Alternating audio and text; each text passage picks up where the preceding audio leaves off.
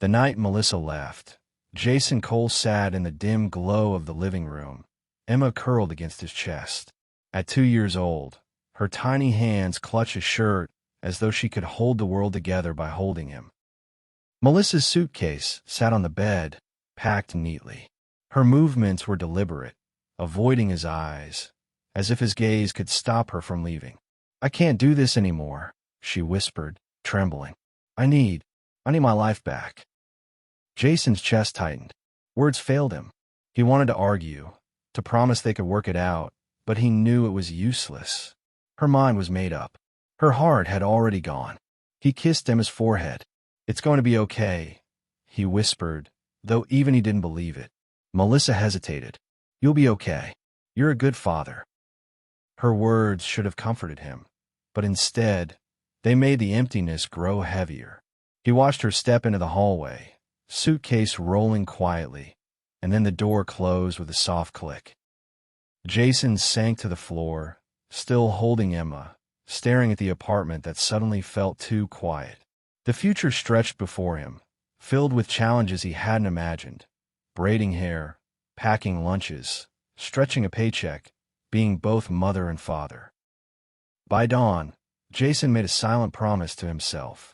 He would protect her, love her unconditionally, make her childhood full, happy, and safe. Melissa had left, but Emma would never feel abandoned, not while he was there. As he gently laid Emma in her crib, he whispered, "I'll do everything I can to make sure you never feel alone, kiddo. I promise." The days that followed were harder than Jason had imagined. Mornings began before sunrise, with Emma crying softly from her crib while the coffee brewed too slowly. Jason learned to balance her on one hip while scrambling eggs with the other hand, measuring time in stolen minutes and unfinished thoughts. Some mornings, he forgot his keys. Others, he forgot himself. Work became a quiet battlefield. Jason showed up tired, eyes heavy, shirt wrinkled from rush mornings. He smiled when coworkers asked how he was doing and answered, "Fine," even when the word felt like a lie. During lunch breaks, he scrolled through photos of Emma on his phone, reminding himself why he kept going. Evenings were the hardest. After dinner and bath time, Jason sat on the floor beside Emma's bed, reading the same picture books over and over. Emma would point to the drawings and laugh, unaware of the weight pressing on his chest. When she finally drifted to sleep, the apartment fell silent again. That silence was loud.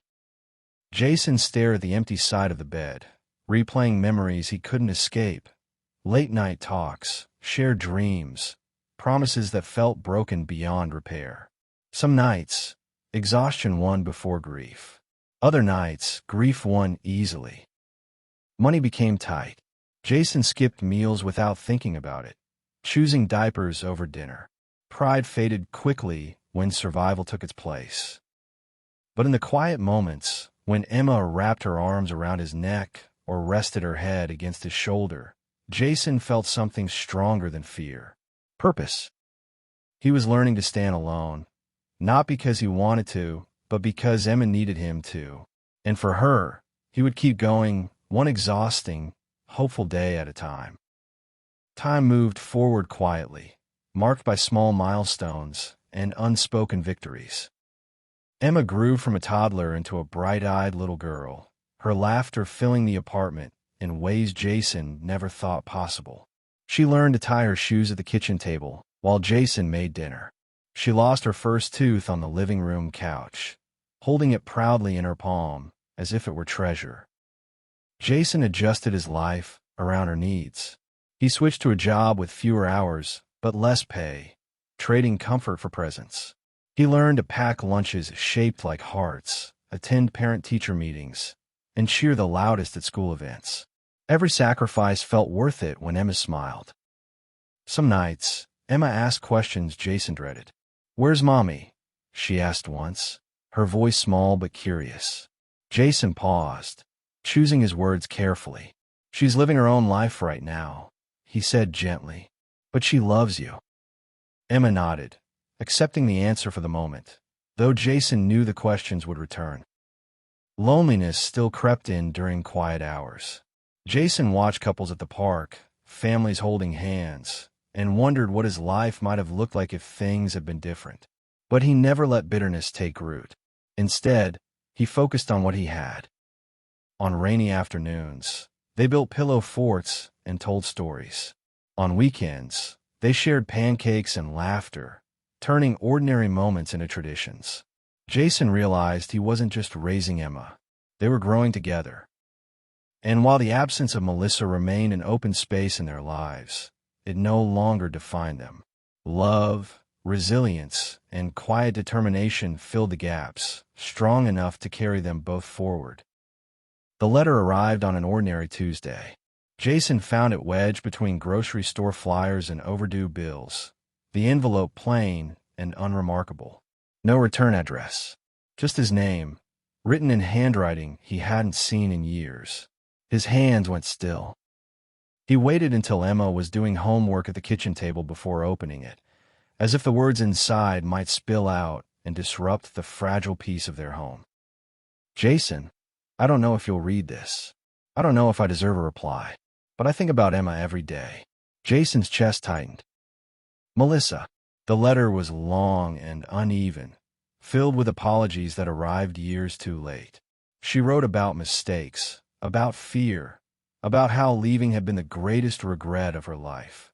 She asked about Emma, her smile, her voice, whether she still liked bedtime stories. Jason folded the letter slowly, his thoughts tangled. Anger rose first, sharp and familiar. How could she reach out now, after years of silence?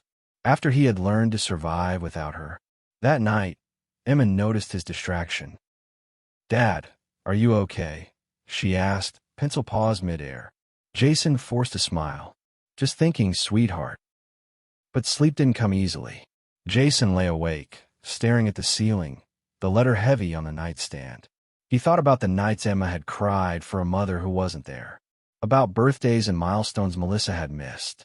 And yet, he thought about Emma's questions, her curiosity, her quiet longing. By morning, Jason still didn't know what he would do, but he knew one thing for certain. Nothing would ever be the same again.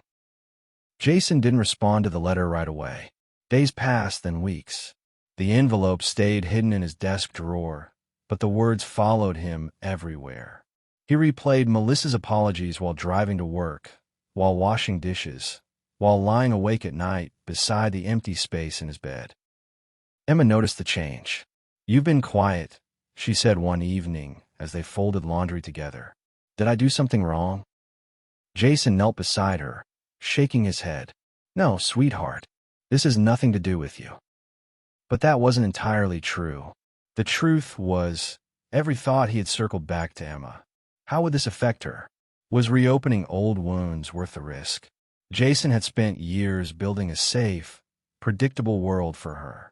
He was afraid that one decision could unravel it all. One Saturday afternoon, Emma asked a question he had been dreading. Dad, do you ever talk to Mommy? The room went still. Jason swallowed. Why do you ask? Some kids at school have two houses, she said quietly. They see both parents. Jason looked at her small face, searching for sadness or hope. He saw both. I haven't talked to her in a long time, he admitted. Emma nodded slowly. I just wondered. That night, Jason sat at the kitchen table long after Emma had gone to bed. He took out the letter again, reading it carefully, this time with less anger and more clarity. He picked up a pen. He still didn't know the right answer, but he knew silence was no longer one of them. Jason's reply was short. Emma is doing well. She's healthy. She's kind. She loves to read before bed. He stared at the words for a long time before sealing the envelope. It felt strange, reopening a door he had worked so hard to close. But once the letter was sent, a quiet sense of inevitability settled over him. Melissa wrote back quickly. This time, she didn't apologize as much.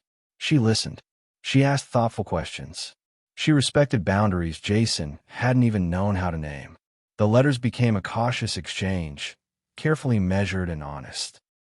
Emma noticed when Jason checked the mail more often.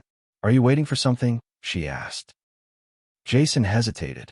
I'm hearing from someone I used to know. Emma's eyes widened slightly, but she didn't press. Weeks later, Melissa suggested meeting. Somewhere public. Somewhere safe. Jason's first instinct was no. But then he imagined Emma years from now, asking why he never tried. He imagined her wondering if she had been the reason her mother stayed away. He agreed to meet at a small cafe downtown. When Jason saw Melissa walk in, time folded in on itself. She looked older, softer around the edges, but unmistakably the same. She stopped when she saw him, eyes filling with tears.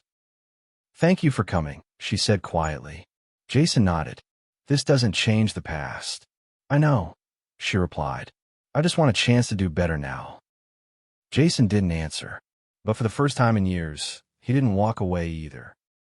The first meeting ended without closure, but it opened something neither of them could ignore. Jason and Melissa met again a week later, this time walking through a quiet park. Autumn leaves crunched beneath their feet, the air cool and honest. Conversation came slowly at first, cautious and measured, like stepping on a fragile ground.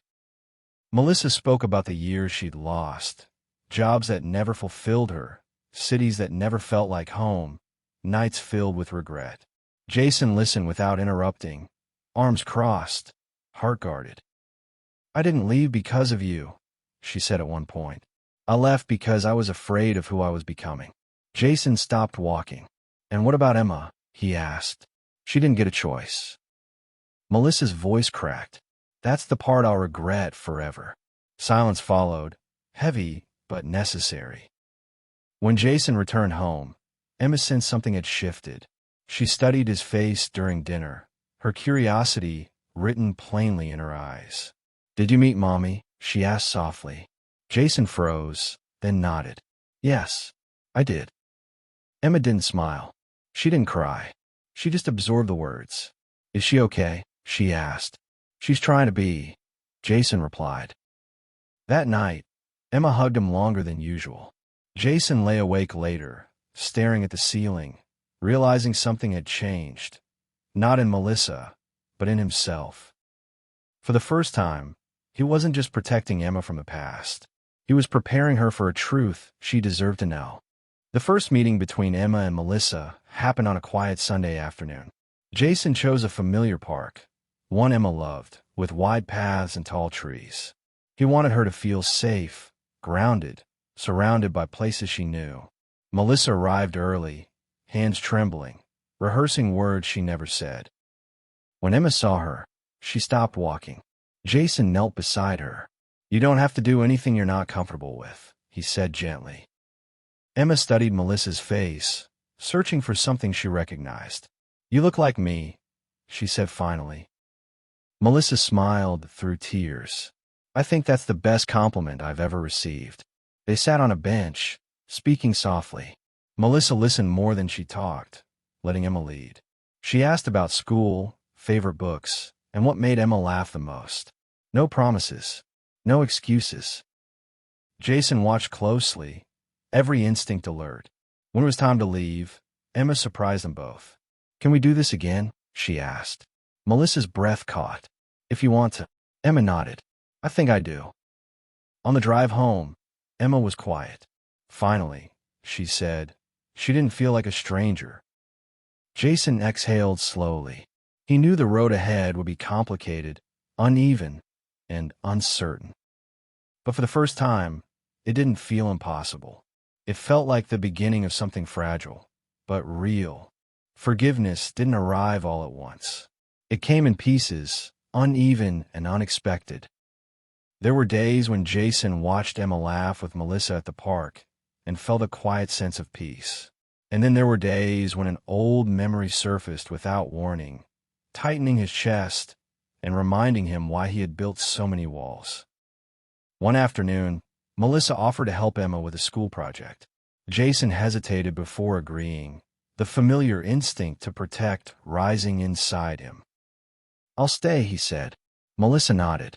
"I wouldn't expect anything else." As they worked at the kitchen table, Emma moved easily between them, asking questions, sharing ideas, smiling in a way Jason hadn't seen before. Not happier, but fuller. Later that night, after Emma went to bed, Jason spoke the truth he'd been avoiding. I'm not angry like I used to be, he admitted. But trusting you again, that's harder. Melissa didn't argue. I don't need trust to be instant, she said quietly. I just need the chance to earn it. Jason thought about the years he had carried resentment like armor. It had protected him, but it had also weighed him down. Forgiveness, he realized, wasn't about pretending the past never happened. It was about choosing not to let it control the future. When Jason checked on Emma before bed, she was already asleep, clutching a drawing she had made earlier that day. 3 stick figures holding hands. Jason turned off the light, understanding something at last. Forgiveness wasn't forgetting. It was learning how to move forward without fear. Emma's 13th birthday arrived quietly, marked by soft sunlight and the smell of pancakes filling the kitchen. Jason watched her move around the apartment with easy confidence, no longer the little girl who clung to his leg, but not quite grown either. Friends came and went. Laughter filled the rooms. Melissa stayed near the window, present but careful, respecting the space she was still earning. When it was time for gifts, Emma paused over the last one. This is from both of you, she said, reading the card. Jason looked at Melissa, surprised. She gave a small nod. Inside the box was a simple silver necklace with a tiny heart charm. Emma held it up, smiling softly. I didn't want to choose, she said. I wanted us all here. Later, after the apartment grew quiet, Emma hugged Jason tightly. You gave me everything, she whispered, even when it was hard. Jason kissed her hair, emotion catching in his throat. You gave me more than you know.